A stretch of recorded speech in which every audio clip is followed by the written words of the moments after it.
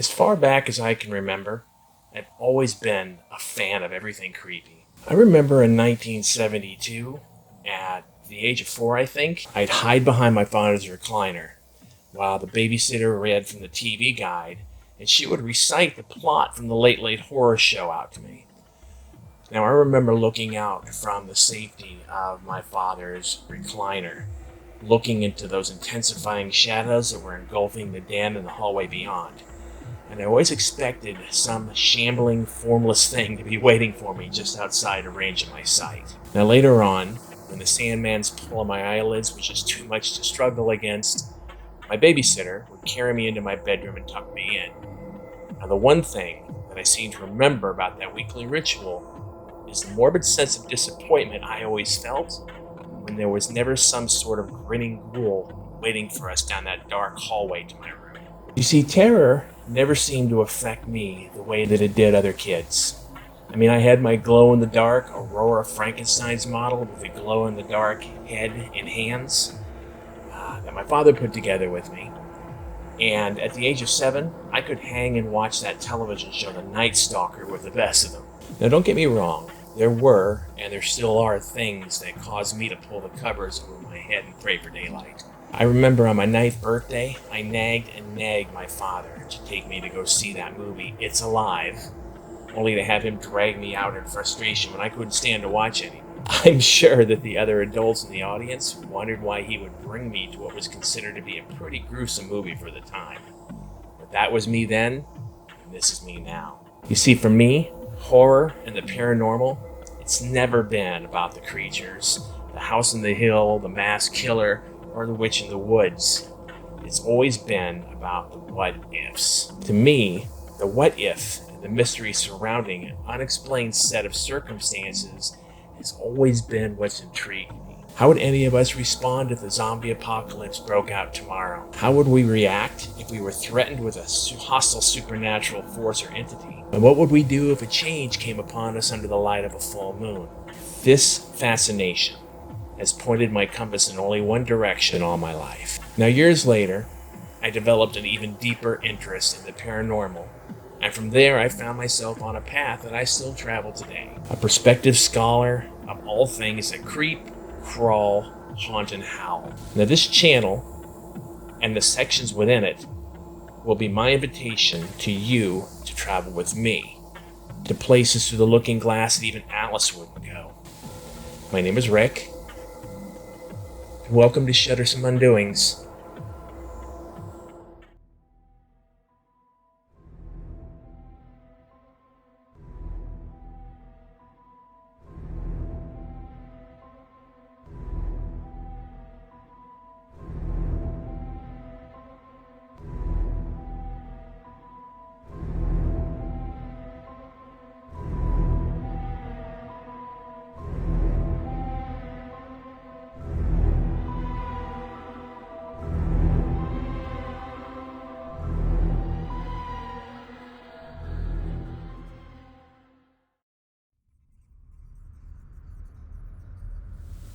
Okay, so let's talk about spooky stuff.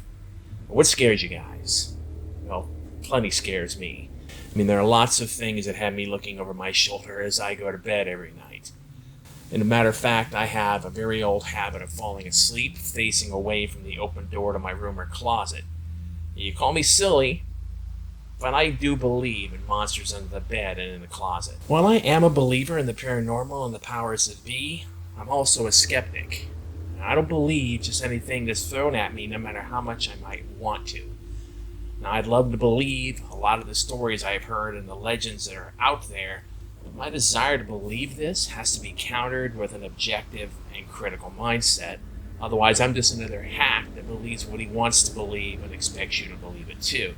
The only reason I accept as true the things I believe in is because I've seen much more causation than correlation in my life where paranormal activity is concerned. I'm going to look at this subject matter with a wide-eyed but critically minded approach, and I'm going to give you the option to believe what's real and what's not. I mean, after all, each and every one of us, we manufacture our realities on a second-by-second basis anyhow. Now also guys, while this is really scary and sometimes pretty deep content, I'm also going to try to not take myself too seriously. My goal is, of course, to scare the bejesus out of you, and probably myself as well, but also for us to have a little bit of fun along the way. So, with that being said, let's get into what you'll be seeing starting in June, shall we? Now recently, I've become enthralled with paranormal games / rituals. The elevator game, the midnight game, Three Kings. I mean, there are so many of them out there, and they all intrigue me. Now, the first section on this channel is going to be called Sinister Sacraments, and it's going to surround the background, legends, and actual performance of these games and rituals by yours truly. Now I'm going to be uploading explanation preparation videos in advance of the actual ritual game video itself, as I think this is important to note the research and the DIY many of these rituals require. And I'm also going to be using all of the tools at my disposal to document the games and the rituals. I mean, I'll be using everything from the common EMF reader to laser grids and thermal imaging where appropriate, as well as multiple camera angles. Now, if something does happen, I want to get as much evidence and data on it as I can. Now, I've seen a lot of these videos, and while really entertaining and fun to watch, I haven't seen any real results. But in the long run, maybe that's a good thing, considering the supposed cost of failure with losing one of these games. Now, as someone who's always seemed to have one foot in Spooky Town, I've always been involved with many aspects of the occult since my early years. I've done the Wicca thing, the ceremonial magic thing. I've taken great interest in Egyptian and pagan magic as well as voodoo. And in the past few years, I've come to decide that chaos magic, spelled with a K, is the stuff for me. Now, the corner of chaos magic is that practitioner is free to implement whatever works for them. The idea comes from the perspective that it is not inevitably the ritual or path itself that has any bearing on the practitioner, but the practitioner themselves. In short, it's like a fruitcake. There's a whole bunch of stuff in it.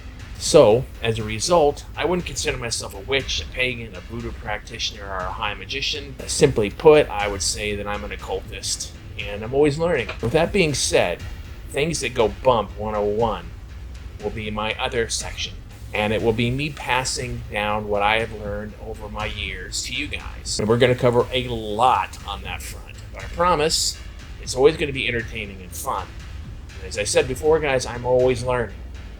Now, there is so much out there on this subject that you're never going to hear me claim to be an expert. I'm just a guy that knows some stuff. And anyone who says they know it all, in fact, they really know nothing.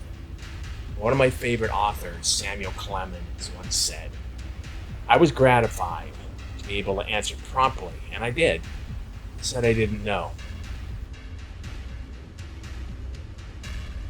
There are as many genres of the paranormal as there are ticks in the clock in the course of a day.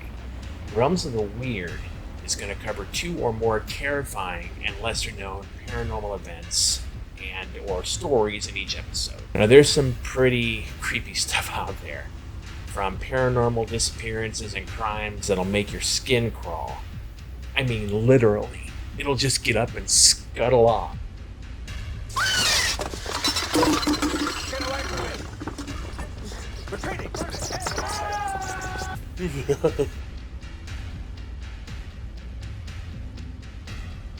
There are places and presences that go beyond even the most terrifying things you and I can imagine. Vile Vortices will place you and I face to face with the worst of these. I mean, I'm talking locations and entities so terrifying they would make the Blair Witch cry. Some of them you may have heard of, such as the Lalaurie Mansion in New Orleans, French Quarter, or the Michigan Dogman. But I'm going to try and focus on the ones that are a bit more obscure and even greater nightmare fuel. I mean, we're talking such topics as the case of Olivia Maybell and the Ciel Nuestro bathhouse. It's one thing to see a ghost or hear creaking in an old house, but hostile places and beings that will make you disappear off the face of the earth or flat out take your life, I mean, they're in a league all of their own. Now, I'm really going to enjoy this particular topic, and I'm sure you will too. It's always been something that has always caught my attention. So there we are, guys. Starting the beginning of June, you and I are going to start our journeys together. And I'm going to make it a point to make you, my audience, a big part of my content. Be very immersive and engaging with you guys. Please, please, feel free to make recommendations for topics and don't hold back on the questions or comments and criticisms. Also, please hit the like button if you like my content. Don't forget to subscribe and click on the bell so you'll get notifications when I post new content. You can also follow me on Twitter at Cabal68, as well as my Facebook page of the same name, Shuddersome Undoings. As a final note, this has been a dream of mine for a long time, and it's finally coming true. You guys are going to be right there beside me, and although I'm not sure where this is going to take us, I'm sure it's going to be a wild ride. Now, with that being said, until we meet again, keep the wind to your back and the moonlight on your face, guys. I'm out.